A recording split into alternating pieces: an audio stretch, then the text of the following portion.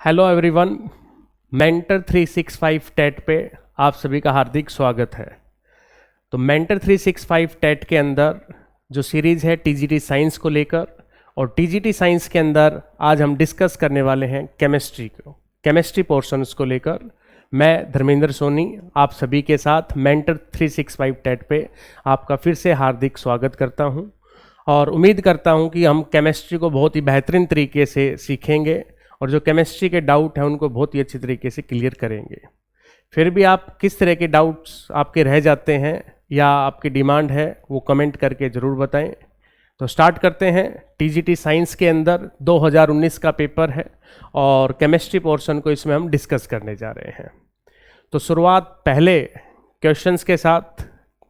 TGT science के अंदर 2019 में जो पहला क्वेश्चन है वो है the ore of aluminium bauxite is. तो ओर ऑफ एल्यूमिनियम बताना है इसमें बॉक्साइट का। तो बॉक्साइट्स इस केस के अंदर हमें ओर के फॉर्मूले याद हो कि बॉक्साइट ओर का फॉर्मूला क्या है। तो बॉक्साइट्स ओर है उसका फॉर्मूला होता है Al2O3 2H2O, डाईहाइड्रेटेड सॉल्ट है जो इसका फॉर्मूला होता है बॉक्साइट ओर का। ये एल्यूमिना दे रखा है अपने को। ये भी एक और होता है क्रायोलाइट, कि क्रायोलाइट के नाम से अगर पूछते तो ये क्रायोलाइट के अंदर अपने पास आ सकता था, बट इन्होंने पूछा कि बॉक्साइट ओर का फॉर्मूला क्या होगा। तो बॉक्साइट ओर का फॉर्मूला हो जाएगा ऑप्शन नंबर 3 इसके लिए। अगले प्रश्न पे चलते हैं कि the correct order of acidic strength of following compound is. हमें कंपाउंड दे रखे हैं यहाँ पर 5। एक दे रखा है कार्बोक्सिलिक ग्रुप वाला कंपाउंड, एक दे रखा है हमें फिनोल ऑर्गेनिक के अंदर, और एक हमें दे रखा है कार्बोनिक एसिड, ये है कार्बोनिक एसिड, और एक हमें क्या दे रखा है वाटर, और एक हमें दे रखी है इथाइन एल्काइन सीरीज के अंदर है। तो हमें ये पता है कि कार्बोनिक एसिड भी एसिड है, फिनोल भी एसिड है, इथाइन है वो भी एसिडिक होती है, और कार्बोक्सिलिक भी एसिड है उसको लेकर है। Carbonic acid is inorganic acid है, ये इनऑर्गेनिक एसिड है और वीक एसिड के अंदर आता है। तो वैसे तो इनऑर्गेनिक एसिड हैं वो जनरली स्ट्रॉन्ग माने जाते हैं एज कंपेयर टू ऑर्गेनिक, लेकिन कार्बोक्सिलिक जो एसिड है यहाँ पर आपको ध्यान रखना है कि जो कार्बोक्सिलिक एसिड है वो स्ट्रॉन्ग एसिड होगा किसके कंपैरिजन के अंदर, कार्बोनिक एसिड के कंपैरिजन में। तो पहले तो आप ऑप्शन पे चलें, आप पहले ऑप्शन पे चलते हैं तो कार्बोक्सिलिक को पहले दिखा रखा है, कार्बोनिक को बाद में दिखा रखा है, यहाँ तक की बात सही है। लेकिन जो फिनोल है, फिनोल जो होती है वो लेस एसिडिक होती है कार्बोनिक एसिड से, लेस एसिडिक कार्बोनिक एसिड से लेस एसिडिक होगी। तो यहां पर ये ऑप्शन सुटेबल नहीं बैठ रहा है। जब हम चलते हैं सेकंड ऑप्शन की तरफ, तो सेकंड ऑप्शन की तरफ जब हम चलते हैं तो ऑप्शन तो सही बैठ गए यहाँ पर कि भी अपने पास कार्बोक्सिलिक एसिड है, कार्बोनिक एसिड है, फिर फिनोल है। फिर बात आ जाती है अपने पास इथाइन को लेकर और वाटर को लेकर कि इथाइन और वाटर में से कौन सा ज़्यादा एसिडिक होगा। तो इथाइन जो है वो ना तो लिटमस पेपर को कन्वर्ट कर रही है, उन चीज़ों को लेकर है। तो यहाँ पर इन दोनों का जब हम कंपैरिजन करेंगे तो वाटर्स की जो स्ट्रेंथ है वो ज़्यादा आ जाएगी इसके कंपैरिजन के अंदर, कि इथाइन जो है, और इथाइन में भी टर्मिनल जो एल्काइंस हैं वो एसिडिक होती थी। ये सोडियम मेटल के साथ रिएक्शन करके हाइड्रोजन गैस को लिबरेट करती है जिससे इसका एसिडिक नेचर पता लगता है। या ये सिल्वर सॉल्ट टोलिन्स रिएजेंट के साथ रिएक्ट करती है जिससे हम बता सकते हैं। इसका जो एसिडिक कैरेक्टर है वो इसकी हाइब्रिडाइजेशन की वजह से है कि sp हाइब्रिडाइजेशन है, कार्बन मोर इलेक्ट्रोनेगेटिव हो गया, और इस वजह से ये जो बॉन्ड है ये पोलराइज हो गया है। तो ऑप्शन 3 है वो यहाँ पे करेक्ट रहेगा एसिडिक कैरेक्टर को लेकर। अगले प्रश्न पे आते हैं। अगला प्रश्न है which of the following is not used as a artificial sweetener.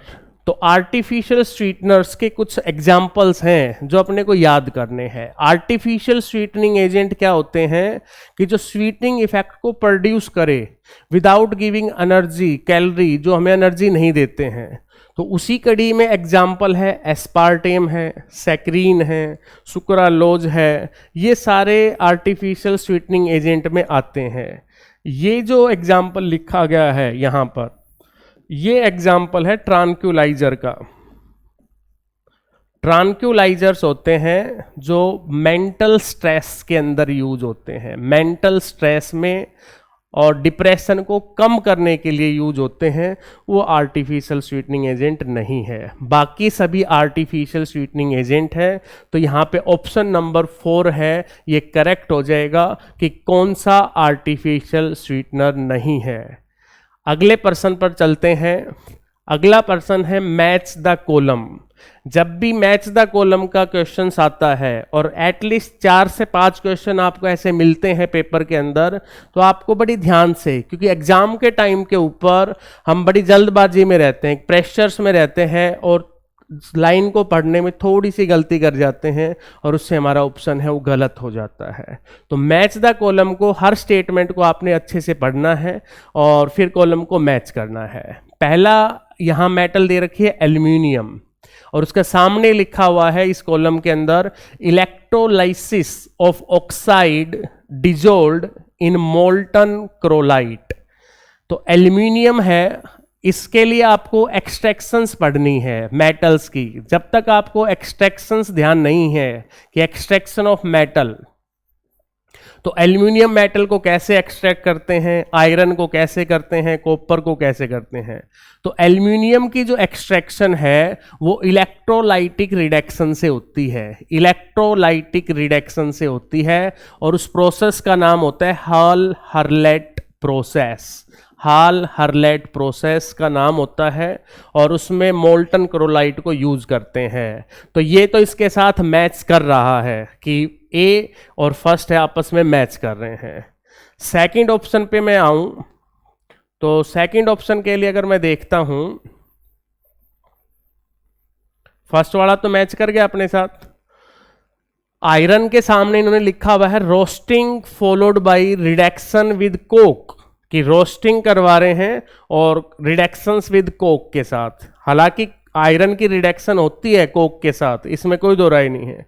अभी आगे चलते हैं। Copper, copper roasting of sulphide partially and reduction, बिल्कुल सही बात है ये कॉपर के लिए कि कॉपर को कॉपर पाइराइट से निकाला जाता है, कॉपर पाइराइट। तो कॉपर पाइराइट से इसको निकालते हैं CuFeS2 से, तो उसकी पहले रोस्टिंग करवाई जाती है, सल्फाइड और होगा तो वहाँ पे रोस्टिंग होगी, ये बात आपको ध्यान रखनी है, और फिर उसकी रिडक्शन करवाई जाती है। तो ये मैच कर रहा है, ये भी मैच कर रहा है, दो चीज़ें मैच कर गई। जिंक के ऑप्शन पे आते हैं। जिंक में क्या कह रहा है, reduction of the oxide with CO, की रिडक्शन है ऑक्साइड की कार्बन मोनोऑक्साइड के साथ, and Coke in blast furnace. तो ब्लास्ट फर्नेस, ये पॉइंट आपको पकड़ में यहां से आ गया, ब्लास्ट फर्नेस आयरन के लिए यूज होता है। तो यहाँ पे जो सेकंड वाला है वो D के साथ मैच कर गया और फोर्थ वाला है वो B के साथ मैच कर गया, क्योंकि जिंक की रिडक्शन भी कोक के साथ होती है। तो अब आंसर देख लीजिए, फर्स्ट का A है, A तो सारे 3 ऑप्शन में दे रखा था। सेकंड का D है, तो सेकंड का D यहाँ पे मैच कर रहा है। थर्ड का C है, मैच कर रहा है। फोर्थ का B है, मैच कर रहा है। इट मीन्स जो सेकंड ऑप्शन है अपने पास वो करेक्ट है, वो राइट है। तो इसके अंदर ऑप्शन नंबर 2 आ जाएगा। तो ये कहाँ से आया क्वेश्चन, मेटलर्जी से, कि मेटलर्जी एटलीस्ट इन 4 मेटल की तो अपने को पढ़नी है, एल्यूमिनियम, आयरन, कॉपर और जिंक। एल्यूमिनियम के लिए मैंने बताया इलेक्ट्रोलाइटिक रिडक्शन को याद रखना, आयरन के लिए ब्लास्ट फर्नेस को याद रखना, कॉपर आ सकता है तो ये वर्ड आपको मिल सकता है बेसमेराइजेशन, तो आप बेसमेराइजेशन को भी याद रख सकते हैं। जिंक की रिडक्शंस कोक के साथ होती है और CO के साथ होती है। तो अगले क्वेश्चंस पे चलते हैं। अगला क्वेश्चन है elimination of HBr from 2-bromobutane result in formation. तो पहले तो हमें स्ट्रक्चर बनाना है 2-bromobutane का। ये 2-bromobutane अपने पास बन गई है, इससे HBr को निकालना है। कब निकलता है, ये एक अल्काइल हैलाइड है। 2-bromobutane एक अल्काइल हैलाइड है और जब इसकी रिएक्शन हम एल्कोहलिक KOH के साथ करते हैं, एल्कोहलिक KOH के साथ एलिमिनेशन वहाँ पे हो जाता है। और एलिमिनेशन के अंदर सेजफ रूल लगता है। सेजफ रूल कब लगता है? सेजफ रूल कहता है कि जिसके साथ हैलोजन जुड़ा हुआ है वो अल्फा कार्बन है, अल्फा से अगला जो कार्बन है वो बीटा कार्बन कहलाता है। जब एक से ज्यादा बीटा कार्बन हो तो वहां पे सेजफ रूल लगता है। एक से ज्यादा बीटा कार्बन है तो सेजफ रूल लगेगा। सेजफ रूल क्या कहता है कि जो लेसर नंबर में है, लेसर नंबर में जिस बीटा कार्बन के पास हाइड्रोजन है वहां से बीटा हाइड्रोजन का एलिमिनेशन होगा। इट मींस इस वाले बीटा के पास 2 हैं, इसके पास 3 है, तो लेसर वाले से जाएगा, बीटा से हाइड्रोजन, यहाँ से अल्फा से हैलोजन चला गया, तो ये अपने पास डोमिनेट प्रोडक्ट बनेगा, मेजर प्रोडक्ट ये बनेगा सेजफ रूल के अनुसार। हालांकि अब इसका नाम क्या बन गया आपके पास? ब्यूट-2-ईन। तो ये जो है आपके पास, अब इन्होंने लिखा यहाँ इक्विमोलर मिक्सर, ये नहीं बनेगा इक्विमोलर मिक्सर। ब्यूट-1-ईन बनेगा लेकिन स्मॉल अमाउंट में बनेगा अपने पास, बाकी सारा ब्यूट-2-ईन बनना है। तो मेजर प्रोडक्ट की बात हुई थी, मेजर प्रोडक्ट बनेगा ब्यूट-2-ईन। याद रखना था सेजफ रूल लगेगा जब अल्काइल हैलाइड हो, एल्कोहलिक KOH के साथ एलिमिनेशन होना है, और इसी रिएक्शन का नाम है बीटा एलिमिनेशन। इसी रिएक्शन को हम बोलते हैं बीटा एलिमिनेशन रिएक्शन। तो होपफुली आप इसको करेंगे अच्छे से, ध्यान भी रखेंगे सेजफ रूल। अगला क्वेश्चन है the electrons identify the quanta number n and l।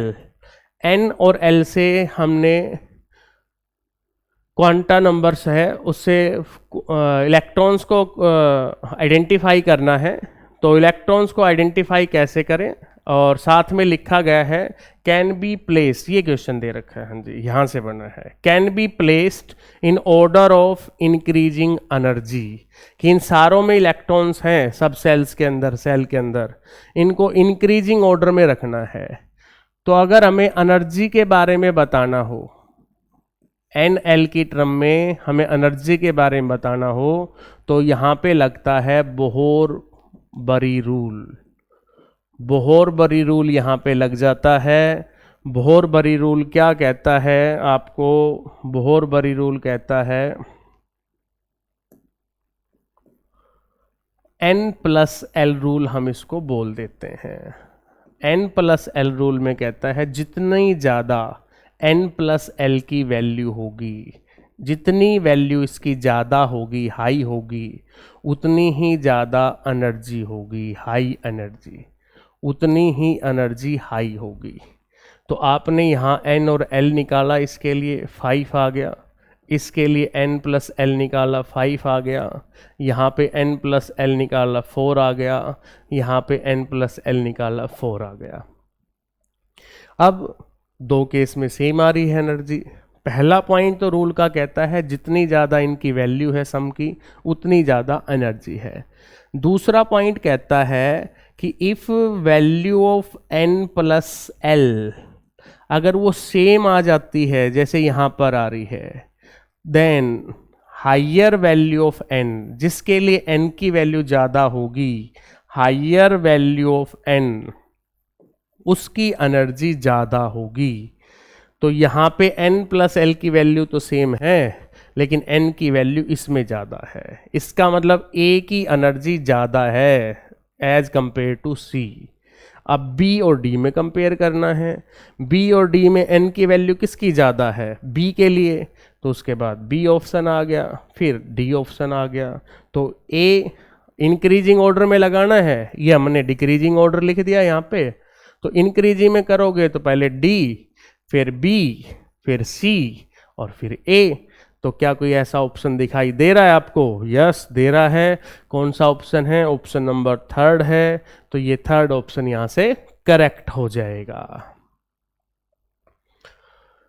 अगला प्रश्न है the pH of an aqueous solution of FeCl3 pH पे जब भी क्वेश्चंस आता है तो आपके माइंड में बात स्ट्राइक करती है एक जर्नल सी बात कि हम पीएच स्केल को पढ़ते हैं 0 से 14 है, 7 न्यूट्रल हम मान के चलते हैं पीएच को। 7 से कम है पीएच तो हम एसिडिक बोल देते हैं, और 7 से ज़्यादा होती है तो उसको हम बेसिक बोल देते हैं कि बेसिक होगा ये। अब यहाँ पे सोल्ट दे रखा है अपने को FeCl3, तो सोल्ट जब पढ़ते हैं तो उसमें कैटेगरीज आती हैं अलग अलग। तो ये जो सोल्ट बना है ये बना है फेरिक हाइड्रोक्साइड से और HCl को मिलाने से सोल्ट बनता है एसिड प्लस बेस। तो यहाँ पर बेस तो हो गया ये आपके पास, और एसिड क्या हो गया HCl। जब दोनों को हम मिला देते हैं तो हमारे पास सोल्ट की फॉर्मेशन हो जाती है FeCl3। तो जो FeOH थ्राइस है ये वीक बेस होता है और HCl होता है स्ट्रॉन्ग एसिड।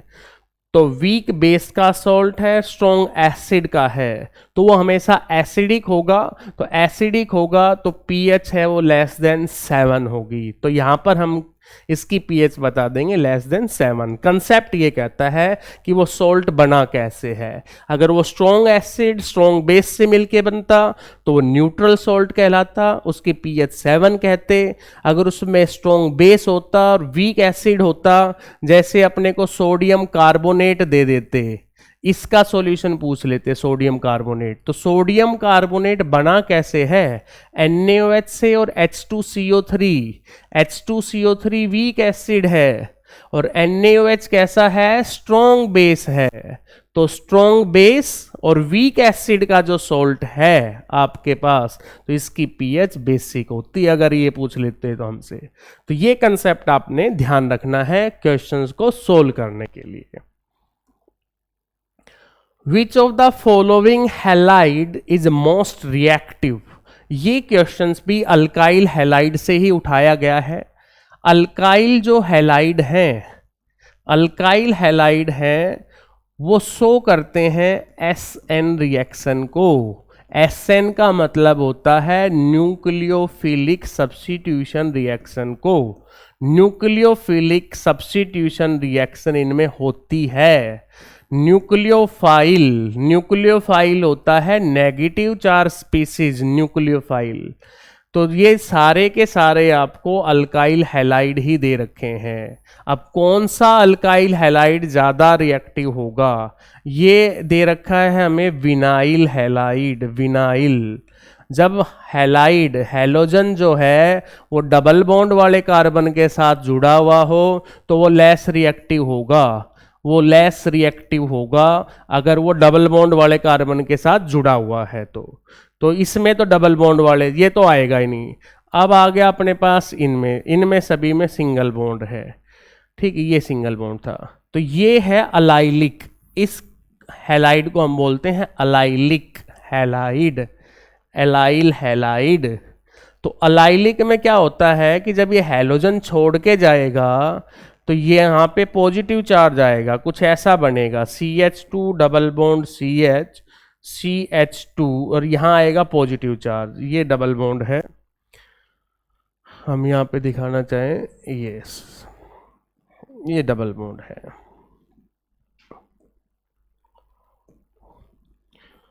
तो ये जो पॉजिटिव चार्ज है ये रेजोनेंस स्टेबलाइज्ड है।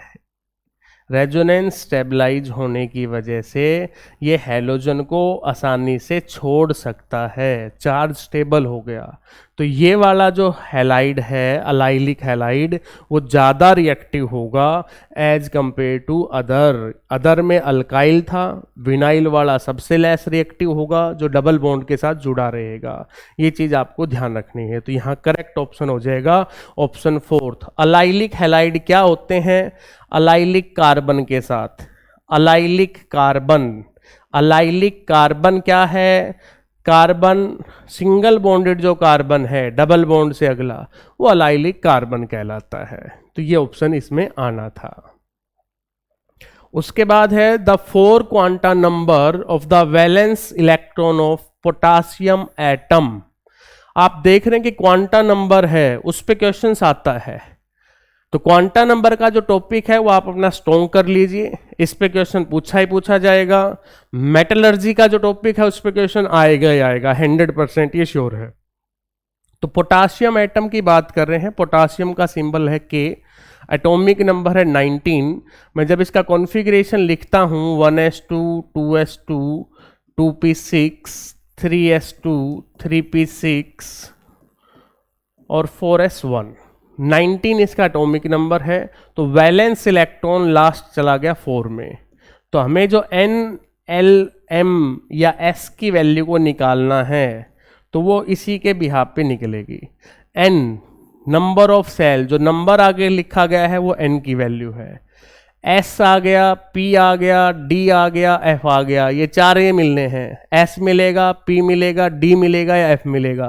तो s के लिए जो l होता है वो 0 होता है, p के लिए s 1 होता है, d के लिए 2 होता है, f के लिए 3 होता है। तो यहाँ s दे रखा था तो 0 हो गया। उसके बाद m की वैल्यू डिपेंड करती है l पे, -l से +l m की वैल्यू होती है। तो l 0 हो गया तो m वैसे ही 0 हो गया।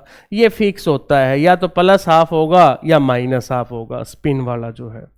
तो आप ऑप्शन मैच कर लीजिए, n की वैल्यू 4 है, ठीक है, l की वैल्यू 0 है, 0 तो यहाँ पर भी थी, m की वैल्यू 0 अगले वाला इसमें 0 है और स्पिन है। तो ये आपके पास थर्ड ऑप्शन यहाँ पे हो जाएगा। अब अगले पे चलते हैं। नेक्स्ट जो क्वेश्चन है, स्टेटमेंट है, read the following statement for the formation of ionic bond. Ionic bond बनने के लिए कौन सी इसमें से स्टेटमेंट है वो करेक्ट है। पहली बात, आयनिक बॉन्ड बनता कैसे है, कंप्लीट ट्रांसफर ऑफ इलेक्ट्रॉन, कि इलेक्ट्रॉन एक एटम से दूसरे एटम की तरफ ट्रांसफर हो गया तो वहां आपका आयनिक बॉन्ड बनेगा।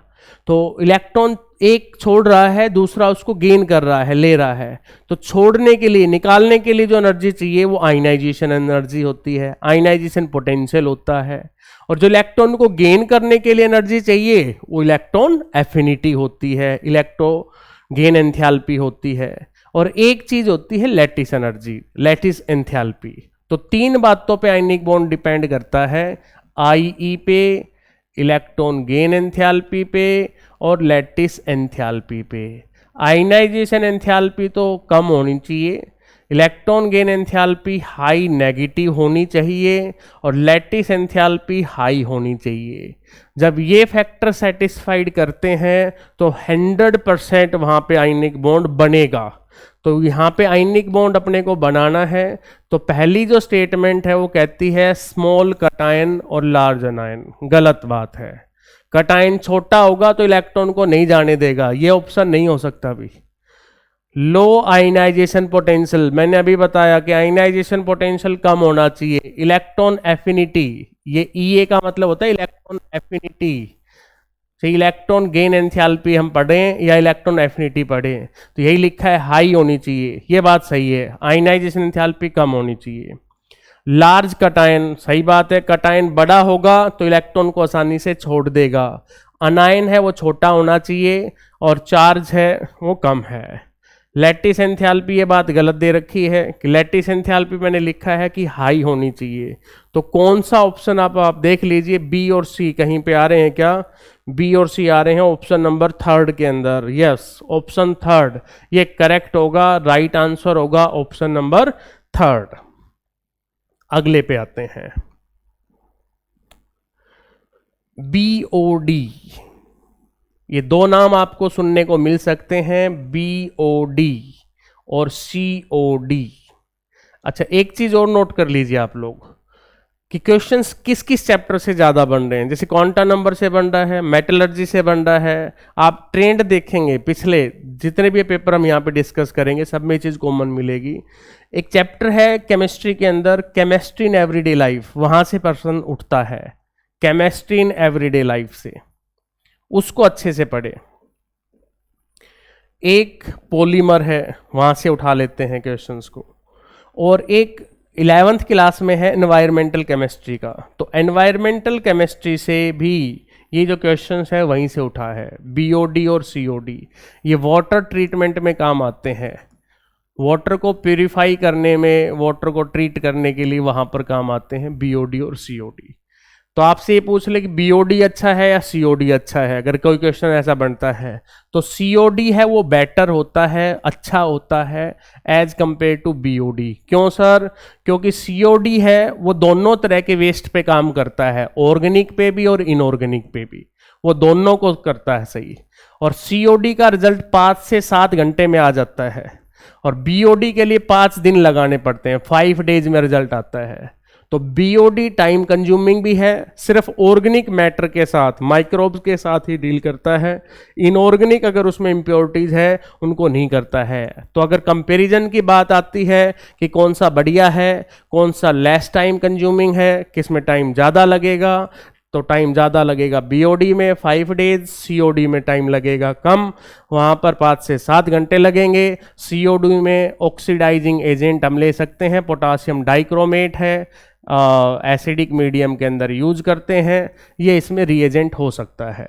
तो यहाँ से बीओडी पूछा गया था, बीओडी मैंने बोला ऑर्गेनिक मैटर, ये बात सही है, और माइक्रोब अलग अलग दे रखे थे, तो दोनों कंबाइन में आएंगे। ऑप्शन नंबर 3 है ऑर्गेनिक मैटर्स को और माइक्रोब्स को, जो उसमें माइक्रो ऑर्गेनिज्म है वो डिकम्पोज करते हैं, ऑक्सीजन को कंज्यूम करते हैं, उसके बिहाफ पर हम वाटर का वैल्यूज को रिप्रेजेंट करते हैं पीपीएम में, कितना बीओडी है। उसके बाद है जितनी हाइयर वैल्यू होगी बीओडी की उतना ही पोल्यूटेड होगा।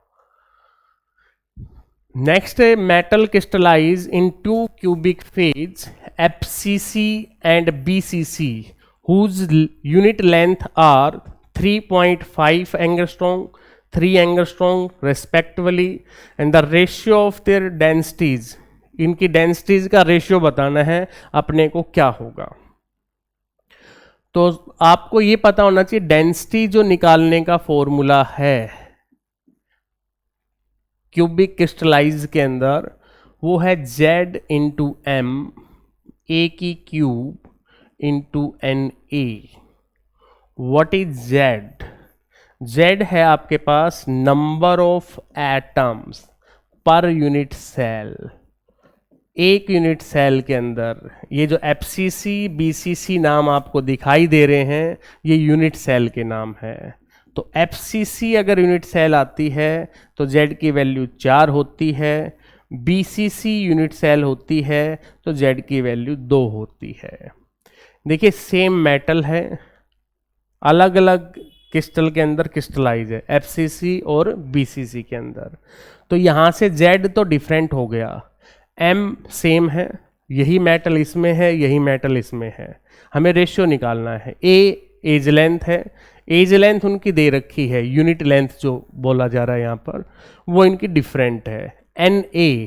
Na होता है एवोगाड्रो नंबर, एवोगाड्रो नंबर, तो एवोगाड्रो नंबर फिक्स है अपना 6.022 10⁻23, ये आपके पास फिक्स है एवोगाड्रो नंबर।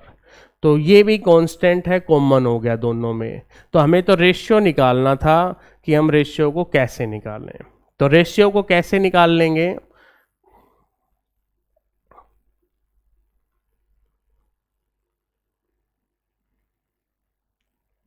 अभी निकालते हैं रेशियो।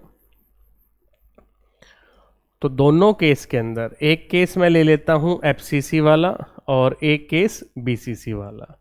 तो FCC ratio of density FCC के केस में Z की वैल्यू मैंने रख दी 4, M सेम रहेगा, A एफसीसी के केस में दे रखा है 3.5 का क्यूब इंटू NA। उसके बाद बीसीसी के केस में अपने पास आ गया Z की वैल्यू 2 है, M सेम रहने वाला है, 3 का क्यूब कर देंगे यहाँ पर इंटू NA। अब देख लीजिए रेशियो कि रेशियो किस किस का हमें कैलकुलेट करना था, हमें निकालना था ratio density of FCC and density of BCC. तो आपके सामने डेंसिटी ऑफ एफसीसी भी है और बीसीसी भी है। तो पहले ऊपर आएगा एफसीसी का, नीचे आएगा बीसीसी। जब नीचे बीसीसी आएगा तो यहाँ पे आ गया 2 इंटू एम और ऊपर चला गया 3 की क्यूब इंटू NA। लिख सकते हैं ऐसा। तो Na से Na कैंसिल हो जाएगा, यहाँ से M कैंसिल हो जाएगा, ये 2 था, यहाँ कैंसिल कर देंगे, 2 दूनी 4 हो गया। 3 का क्यूब ऊपर हो गया 27, और 27 इंटू 2 54, और 3.5 का क्यूब कुछ 42.8 के आसपास आएगा। इसको सोल्व करेंगे तो आंसर आएगा 1.26 के आसपास। जो फर्स्ट ऑप्शन है वो अपने पास राइट रहेगा। तो इसको इस तरीके से हम कर सकते थे। डेंसिटी निकालने का फॉर्मूला पता हो, Z क्या होता है, BCC में क्या होगा, FCC में क्या होगा, डायरेक्ट भी पूछा जा सकता है। Z की value number of atom per unit cell. तो इस तरीके से हम इसको कर सकते हैं। नेक्स्ट मैंने अभी चैप्टर्स के नाम बताए थे, कुछ कहा था कि इन चैप्टर से क्वेश्चंस बनता ही बनता है, तो उसी कड़ी में है पॉलीमर। तो ये जो क्वेश्चंस है ये पॉलीमर चैप्टर से है कि of the following statement PMMA is used in making of eye lens. सही है, करेक्ट है। क्या बताना है अपने को, करेक्ट के बारे में ही बताना है। Nylon 66 is manufacture by caprolactam, ये बात गलत है। नाइलॉन 66 बनता है हेक्सामिथाइलिन डाइअमीन से, कि हेक्सामिथाइलिन डाइअमीन से बनेगा, और ये बनेगा एडिपिक एसिड से। कैप्रोलैक्टम से कौन बनता है, नाइलॉन 6 बनता है। नाइलॉन 6 होता तो कैप्रोलैक्टम सही होता, लेकिन नाइलॉन 66 दे रखा था, तो ये बात तो गलत दे रखी है इन्होंने। उसके बाद nylon is a step growth polymer. जब हम पॉलीमर को पढ़ते हैं तो 2 तरह के आते हैं, एक चेन ग्रोथ और एक स्टेप ग्रोथ। एडिशन जो पॉलीमराइजेशन होती है जिसमें मल्टीपल बॉन्ड होते हैं मोनोमर में, वो तो एडिशन होती है, चेन ग्रोथ बोलते हैं। जहाँ फंक्शनल ग्रुप के कम्बिनेशन से बनती है वो स्टेप ग्रोथ होती है। तो नाइलॉन है वो स्टेप ग्रोथ है, सही है, ये बात भी सही है। उसके बाद vulcanization was introduce by Charles Goodyear, this is correct. Goodyear के टायर्स आते थे गाड़ियों के अंदर, ऑटोमोबाइल्स व्हीकल्स के अंदर, तो गुडियर्स ने सबसे पहले वल्कनाइज्ड रबड़ बनाया था। वल्कनाइज्ड रबड़, वल्कनाइज्ड रबड़ क्या होता है, नेचुरल जो रबड़ होती थी उसके अंदर हम सल्फर को ऐड कर देते थे। नेचुरल रबड़ के अंदर सल्फर को ऐड करने से वल्कनाइज्ड रबड़ बनता है, उससे उसका यूज है वो बढ़ जाता है, प्रॉपर्टीज है वो एनहांस हो जाती हैं, उसके लिए है। तो ये बात भी सही है। क्या ऐसा कोई ऑप्शन है, ऐसा ऑप्शन हमें मिल गया, ऑप्शन नंबर 2। तो यहां से ये करेक्ट हो जाएगा ऑप्शन नंबर 2 के लिए। अगले पे चलते हैं, नेक्स्ट क्वेश्चंस पे। मैच द लिस्ट, फिर से मैच द लिस्ट का आ गया कि मैच द लिस्ट के आपको क्वेश्चंस मिलने हैं, बड़े केयरफुली आपने इनको सोल्व भी करना है। जब आप इस क्वेश्चंस को पढ़ते हैं तो Kp Kc का यहाँ पे जिक्र हो रहा है। Kp और Kc इक्विलिब्रियम में आते हैं। Kp is equal to Kc RT की पावर डेल्टा Ng, ये फॉर्मूला लगता है। डेल्टा Ng क्या होता है, number of gaseous moles of product minus number of gaseous moles of reactant, वहाँ पे ये फॉर्मूला लगता है। हालांकि इन्होंने फिजिकल स्टेट यहाँ मेंशन करनी चाहिए थी कि फिजिकल स्टेट गैसियस है, लिक्विड है, सॉलिड है। हम सारों को गैसियस मान के चल रहे हैं कि ये भी गैसियस है, ये भी गैसियस है, ये भी अपने पास गैसियस है, इसको लेकर है। तो इनको अपन मैच करके चलेंगे। हमें डेल्टा Ng निकालना है, क्योंकि ये हमसे पूछ रहा है कि मैच द लिस्ट, कि हमें लिस्ट को मैच करना है लिस्ट 2 के साथ। चूज द करेक्ट आंसर, कि करेक्ट आंसर यहाँ पे कौन सा हो जाएगा। तो पहले वाले ऑप्शन में लिखा हुआ है इन्होंने Kp equal to Kc RT power 1, यहाँ भी 1 है, यहाँ RT हो गया 0, इसलिए 1 हो गया। और यहाँ पे आपके पास, और देखो उल्टा लिख रखा है इन्होंने, Kc is equal to Kp लिखा है, ठीक है। अब यहाँ पे Kp is equal to Kc RT की पावर हो गया 2, तो आपको डेल्टा एन जी निकालना आना चाहिए। तो डेल्टा एन जी मैं पहले केस में निकालूं तो पहले केस में number of moles of product एक ये हो गया और एक ये हो गया, 2 मोल हो गए। रिएक्टेंट का हो गया 1, डेल्टा एन जी की वैल्यू आ गई 1। तो यहाँ से क्या बन गया आपके पास, के पी इजिकल टू के सी और आर टी की पावर हो गया 1। सही दे रखा है, सही है भाई। उसके बाद आपके पास सेकंड वाले पे चले हम, बी वाले के ऊपर इसके लिए। तो बी वाले पे चले तो यहाँ पे डेल्टा एन जी निकालेंगे बी वाले के लिए। आप भी निकालें, देखें क्या आएगा। Delta N G number of gases moles of product 4 हैं, 4 माइनस 2 आ गया। तो डेल्टा एन जी 2 आ गया। तो के पी इजिकल टू के सी आर टी की पावर 2 ये बनना चाहिए। के पी इजिकल टू के सी आर टी की पावर 2। तो पहला तो 1 के साथ मैच कर रहा है, सही है। दूसरा किसके साथ मैच कर रहा है, 4th के साथ, ये भी सही है। तीसरे पे चलते हैं। तीसरे में डेल्टा एन जी निकालेंगे। Delta N G equal to यहाँ पे 2 है, गैसियस मोल्स ऑफ प्रोडक्ट, और रिएक्टेंट के हो गए 3, 2 माइनस 3 -1 आ गया। तो क्या फार्मूला बनेगा, के पी इजिकल टू के सी आर टी की पावर बन गया -1। तो इसको मैं कैसे लिख सकता हूँ, -1 है तो के सी बाई आर टी को इधर ले आऊँगा तो रिलेशनशिप क्या बन गई, के पी इंटू आर टी। तो के पी इंटू आर टी वाला ऑप्शन था अपने पास सेकंड। तो यहाँ पे चले सी सेकंड के साथ है तो अगला तो मैच कर ही जाएगा। तो फर्स्ट ऑप्शन यहाँ पे आ जाएगा। सोल्व कैसे करना था वो तुम्हारे सामने है। अगले पे चलते हैं, नेक्स्ट क्वेश्चन।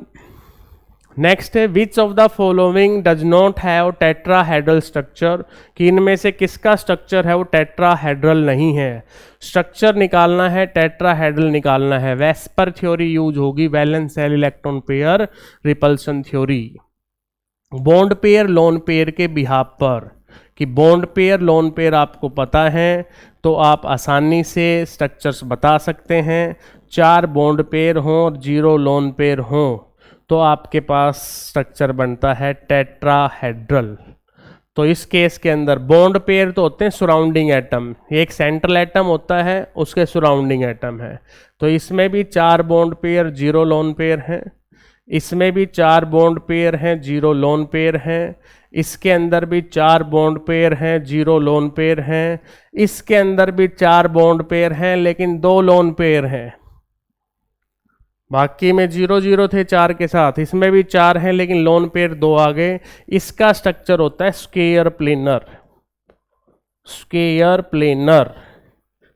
तो इन्होंने यही पूछा था कि कौन सा टेट्राहेड्रल नहीं है। तो कौन सा टेट्राहेड्रल नहीं है, HCF4। इसका स्ट्रक्चर स्क्वायर प्लेनर है। बॉन्ड पेयर लोन पेयर के बिहाफ पर हम इसको रिप्लाई कर सकते हैं। अगले पर्सन पे, An alkene was treated with ozone, resulting compound on hydrolysis gave pentane 2-on and ethanol। जब भी ओजोनोलिसिस की बात आती है, ओजोन के साथ किसी एल्कीन को हम ट्रीट करते हैं तो वहाँ ओजोनोलिसिस होगी। तो ओजोनोलिसिस के अंदर जब हमें प्रोडक्ट दे रखे हों और हमें एल्कीन बतानी हो, रिएक्टेंट बताना हो, तो उन दोनों प्रोडक्ट को पहले तो आप जोड़ लो, पहले तो स्ट्रक्चर बना लो। पेंटेन 2-on का, पेंटेन 2-on का स्ट्रक्चर बन गया, ये 5 कार्बन की चेन थी। इथेनल, इथेनल का स्ट्रक्चर बना देता हूँ इसके साथ ही, ये बन गया इथेनल। तो ऑक्सीजन जो है उस साइड से उनको हटा देंगे आंसर निकालने के लिए और बाकी को जोड़ देंगे। जब बाकी को जोड़ते हो तो मैं यहीं से जोड़ देता हूँ इनको।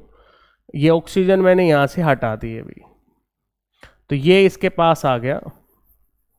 इसके पास क्या आ गया अब आपका, इसके पास आ गया CH3, ये आ गया इसके पास। अब ये आने के बाद ये एल्कीन बन गई जो हमें चाहिए थी एल्कीन को लेकर। अब एक इस एल्कीन का नाम 1 2 3 4 5 6 कार्बन की है। तो 6 कार्बन की तो 3 ऑप्शन में है, ये तो हटी गया ऑप्शन यहाँ से अपने पास। उसके बाद नेम लिखें भाई, ये 6 कार्बन की एल्कीन बन गई, ये बाहर रह गया चेन से, सब्स्टिट्यूएंट, सब्स्टिट्यूएंट का नाम पहले लिख देंगे, क्या नाम आ जाएगा, 3 मिथाइल। 6 कार्बन की चेन है, क्या लिखा जाएगा, हेक्स, और 2 के ऊपर डबल बॉन्ड है, इन। कुछ मिल रहा है क्या ऐसा, हाँ मिल गया, 3 मिथाइल हेक्स 2 इन। तो ये आपके पास करेक्ट हो जाएगा ऑप्शन। तो ओजोनोलिसिस में जब आपको प्रोडक्ट दे रखे हों, एल्कीन बतानी हो, तो उनको ऑक्सीजन साइड से दोनों को जोड़ दो, जो एल्कीन बनेगी उसका नेम हम बता देंगे, जैसे हमने इस केस में बता दिया है। Which of the following statement is correct with respect the property of an element in carbon family with increase in atomic number? तो पहली बात तो आपको कार्बन फैमिली पता हो, कार्बन का भी अपना परिवार है, इसका परिवार कौन से मोहल्ले में, कॉलोनी में है, तो ग्रुप नंबर 14 में है पीरियोडिक टेबल के अंदर। कौन सा परिवार है, कहे सीता जी सुनो प्रभु, तो सीता जी वाला परिवार इसमें है, कहे सीता जी सुनो प्रभु। तो ग्रुप के अंदर की बात कर रहा है, कार्बन फैमिली की बात कर रहा है।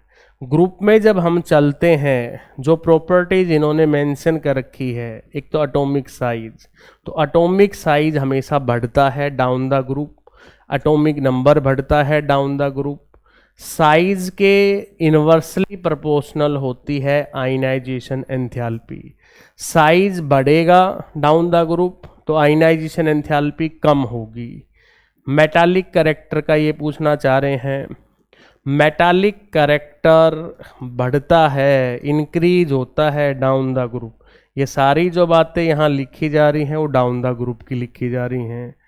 फिर स्टेबिलिटी ऑफ +2 ऑक्सीडेशन स्टेट, जो पी ब्लॉक एलिमेंट होते हैं, कार्बन फैमिली आती है पी ब्लॉक में, अपनी पीरियोडिक टेबल में 4 ब्लॉक हैं। कौन कौन से 4 ब्लॉक हैं, एस, पी, डी और एफ। तो पी ब्लॉक जब हम पढ़ते हैं और ऑक्सीडेशन का नाम आ जाए, पी ब्लॉक एलिमेंट हम पढ़ें और ऑक्सीडेशन स्टेट का नाम आ जाए, तो वहाँ पक्का लगेगा इनर्ट पेयर इफेक्ट, वहाँ पक्का लगेगा इनर्ट पेयर इफेक्ट। तो इनर्ट पेयर इफेक्ट क्या कहता है, इनर्ट पेयर इफेक्ट कहता है जो लोअर ऑक्सीडेशन स्टेट होती हैं, लोअर ऑक्सीडेशन स्टेट, तो यहाँ से नहीं दिखाई दे रहा है, तो हम इसको ऊपर लिख लेते हैं थोड़ा।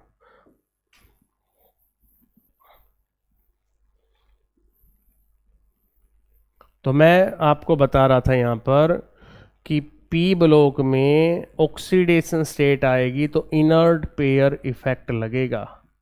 तो इनर्ट पेयर इफेक्ट है, वो कहता है जो लोअर ऑक्सीडेशन स्टेट है उसकी स्टेबिलिटी बढ़ जाती है, इंक्रीज हो जाती है डाउन द ग्रुप। तो ग्रुप जो 14 है जिसको हम कार्बन फैमिली बोलते हैं, कार्बन फैमिली में 2 ऑक्सीडेशन स्टेट हैं, एक +2 और एक +4। तो इनर्ट पेयर लगेगा तो डाउन द ग्रुप जो स्टेबिलिटी है वो बढ़ जाएगी आपके पास। तो इन्होंने पहले पॉइंट में बोला कि atomic size decrease, atomic number बढ़ने से, गलत बोला है, गलत है भाई। क्या देखना था हमने, करेक्ट देखना था। एक बार ये भी चेक कर लिया करो जो पेपर में पढ़ते हैं कि करेक्ट पूछ रहा है या इनकरेक्ट पूछ रहा है। तो करेक्ट पूछ रहा है तो ये बात तो गलत है। एटॉमिक नंबर बढ़ेगा, साइज बढ़ेगा, साइज बढ़ेगा तो ये चीज़ कम हो जाएगी, इन्वर्सली प्रोपोर्शनल है हमने यहाँ लिखा, तो ये बात भी गलत होगी। डाउन द ग्रुप की बात कर रहा है तो मेटालिक कैरेक्टर भी बढ़ता है, इसने लिख दिया ये भी घटेगा, तो ये बात भी गलत होगी। ऑक्सीडेशन स्टेट की स्टेबिलिटी पे आ गया, oxidation state P block element है तो जो लोअर ऑक्सीडेशन स्टेट है वो ज़्यादा स्टेबल होगी। कार्बन फैमिली में ऑक्सीडेशन स्टेट होती है +2 +4, तो +2 की स्टेबिलिटी बढ़ेगी down the group inert pair effect की वजह से। तो इसमें करेक्ट कौन सा ऑप्शन है, 4th ऑप्शन करेक्ट है, तो राइट ऑप्शन हो जाएगा 4th। उसके बाद है arrange the following in decreasing order of basic strength. इन सब में कॉमन है वो है फंक्शनल ग्रुप अमीन NH2 NH2 NH2। इनमें सभी में जैसे पहले वाले में बात करें तो बेंजीन पे NH2 लग रहा है। मैं दूसरे वाले पे बात करूं तो जो बेंजीन है उसमें NH2 है, P का मतलब है पैरा पे, उसकी पैरा पोजीशन पे NO2 लगा हुआ है। तीसरे ऑप्शन में चला जाऊं तो बेंजीन पे NH2 है, ये इसकी मेटा पोजीशन है, यहाँ NO2 लग रहा है। चौथे ऑप्शन पे चला जाऊं तो बेंजीन पे NH2 है और पैरा पे लग रहा है OCH3। जब कोई सब्स्टिट्यूएंट, क्योंकि ऑर्गेनिक पढ़ते हैं और ऑर्गेनिक में जब बेसिक्स पढ़ते हैं GOC जर्नल ऑर्गेनिक केमिस्ट्री, तो वहाँ इफेक्ट आते हैं, सब्स्टिट्यूएंट आते हैं, सब्स्टिट्यूएंट। तो सब्स्टिट्यूएंट होते हैं दो तरह के, वो आपको याद रखने हैं। ऑर्गेनिक में तो बिल्कुल ही ERG और EWG सब्स्टिट्यूएंट है। तो ERG कौन से हैं? अल्काइल ग्रुप ERG में आता है, एल्कोहेलिक ग्रुप ERG में आता है, अल्कोक्सी ग्रुप ERG में आता है, NH2 प्राइमरी सेकेंडरी टर्सरी तीनों ERG में आती हैं इसको लेकर। बाकी जो बच गए वो EWG हैं। तो पहले तो ये याद कर लो कि ERG कौन सा होगा, तो ये ERG सब्स्टिट्यूएंट में चले गए। तो अब हम सब में जो कॉमन है वो NH2 NH2 NH2 सब में कॉमन है। अब NH2 के साथ इसमें तो लगा हुआ है OCH3 OR, R का मतलब अल्काइल, ये वाला, तो ये ERG है, ERG। और ERG का काम होता है इंक्रीज करना इलेक्ट्रॉन डेंसिटी को, ये इलेक्ट्रॉन डेंसिटी को बढ़ा देता है ERG। ये जो दिखाई दे रहे हैं ये EWG है।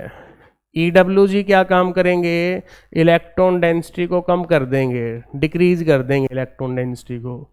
इलेक्ट्रॉन डेंसिटी कम होएगी तो बेसिक कैरेक्टर है वो कम हो जाता है, क्योंकि अमीन्स हैं ये सारी। NH2 जो ग्रुप आ रहा है अमीन्स है, अमीन्स के पास है लोन पेयर, इलेक्ट्रॉन डेंसिटी है, इस वजह से ये बेसिक है।